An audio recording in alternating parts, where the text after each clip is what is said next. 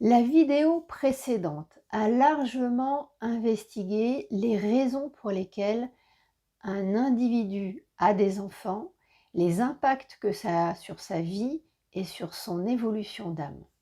Et notamment le fait que l'amour pour ses enfants est un formidable moteur d'évolution. Alors aujourd'hui, nous allons explorer les modalités qui entourent la prise de décision pour le parent. Sur 3 axes. Quel est l'impact d'avoir des enfants jeunes, c'est-à-dire dans la tranche 16-22 ans, ou de les avoir sur le tard, c'est-à-dire plus de 45 ans? Et qu'est-ce qui est recherché? Pour un homme ou pour une femme, comment s'opère ce choix d'avoir un ou des enfants au cours de sa vie, avant et pendant toutes les étapes? Et en troisième partie, vous aurez le message des guides autour de cette problématique de la parentalité et de sa finalité. Alors bonjour, Stéphanie, bienvenue sur la chaîne Les Pansements de l'âme, une chaîne pour t'accompagner sur le chemin de guérison de ton âme.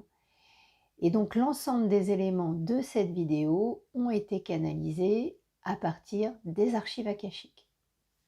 Alors, quel est l'impact d'avoir des enfants jeunes, c'est-à-dire entre 16 et 22 ans, voire avant peut-être, ou sur le tard, c'est-à-dire 45 ans et plus? Alors, c'est à quelque chose près, c'est l'idée qui compte. Et qu'est-ce qui est recherché? Alors, avant tout, ce sont des configurations particulières de terrain d'incarnation. Le fait d'avoir des enfants jeunes accélère la maturité et la prise de responsabilité. Les enfants sur le tard, c'est plutôt lié à une évolution au cours de l'incarnation qui s'est faite plus lentement que prévu, et l'enfant ou les enfants qui étaient bien prévus au contrat d'incarnation arrivent sur le tard.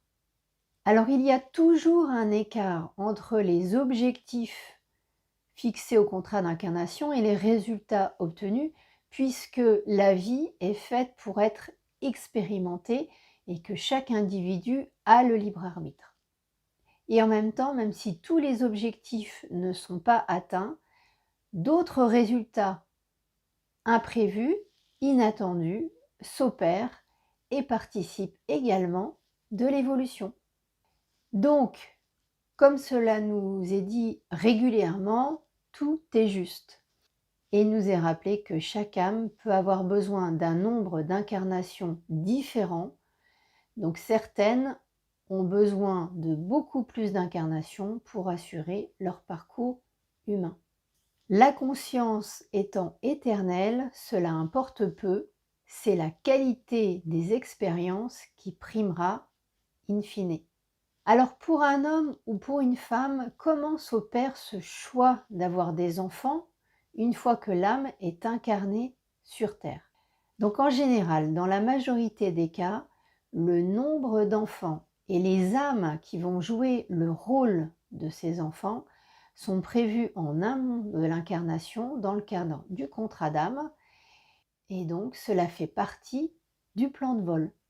Ensuite, le moment venu, les parents seront inspirés de procréer par les messages de leur guide, qu'ils percevront de manière inconsciente dans la très grande majorité des cas, et par l'âme du bébé qui viendra tourner autour des parents pour les inciter d'une part, mais également pour s'assurer elle-même qu'elle est toujours d'accord, que le terrain d'incarnation lui convient bien et qu'elle souhaite poursuivre dans cette voie-là. Si une des 3 âmes ne confirme pas son souhait de projet de naissance, l'âme du bébé qui aurait dû venir s'incarner remontera en fréquence et elle repartira dans l'espace entre deux vies. A l'inverse, si les 3 âmes confirment leur volonté de partenariat autour de ce projet de bébé, eh bien l'âme du bébé restera en proximité et la grossesse s'enclenchera. À quelques mois de l'accouchement, c'est-à-dire à peu près à 3 mois de l'accouchement, donc 6 mois de grossesse, l'âme intégrera pleinement le fœtus après plusieurs processus d'entrée et sortie, le temps de s'acclimater en termes de fréquence et également de s'acclimater à la matière en fait. Alors en général, pendant toute cette phase d'avant et pendant la grossesse, la maman ressentira l'âme du futur bébé, tandis que le papa le ressentira plutôt par phase, de manière discontinue. Et à toutes les étapes en fait de la grossesse et de la petite enfance, c'est-à-dire moins de 2 ans, l'âme du bébé conservera la possibilité de repartir si l'incarnation est trop ardue ou si le terrain d'incarnation ne lui convient finalement pas. Ça se fera par le biais d'une fausse couche ou d'une mort subite du nourrisson.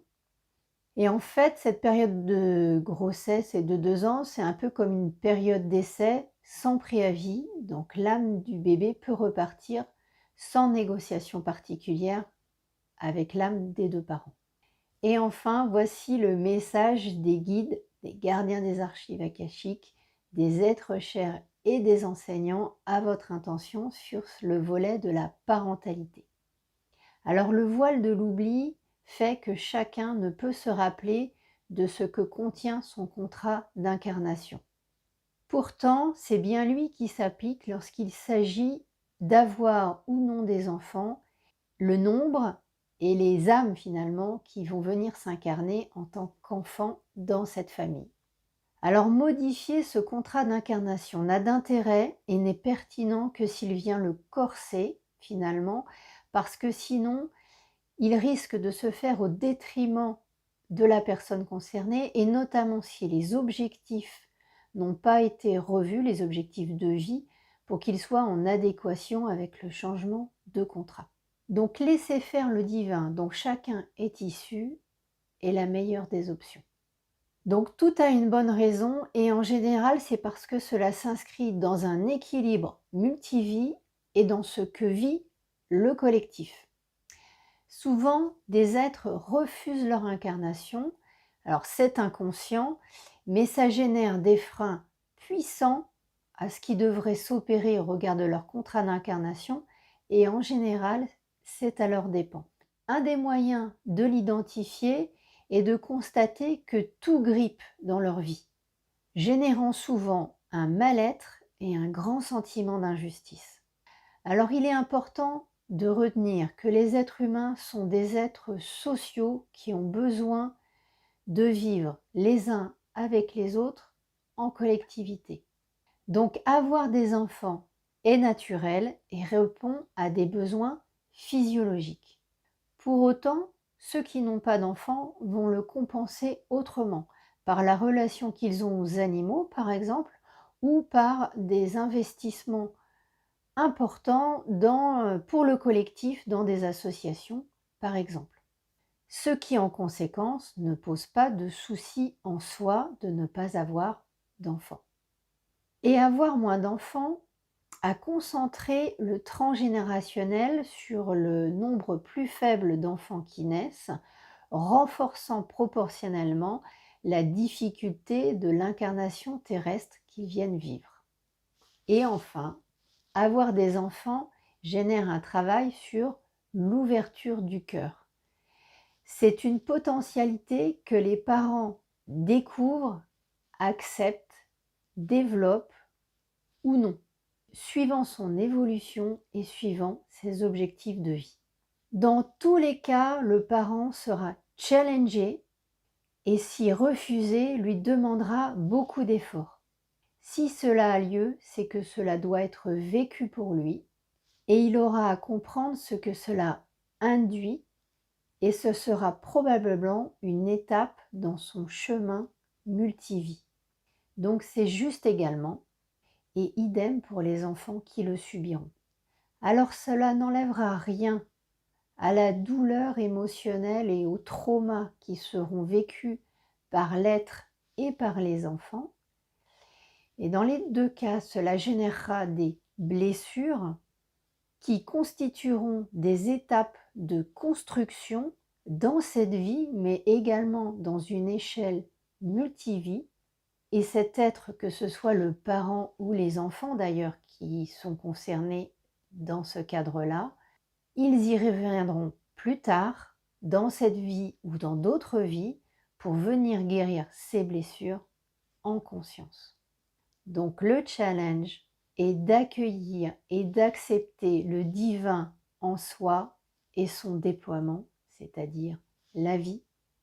Voilà, merci à vous. J'espère que cette vidéo vous aura intéressé. Elle comporte des messages qui sont parfois en décalage avec nos croyances ou avec ce qu'on souhaiterait finalement entendre. Je vous invite à y réfléchir et à méditer sur ces questions-là.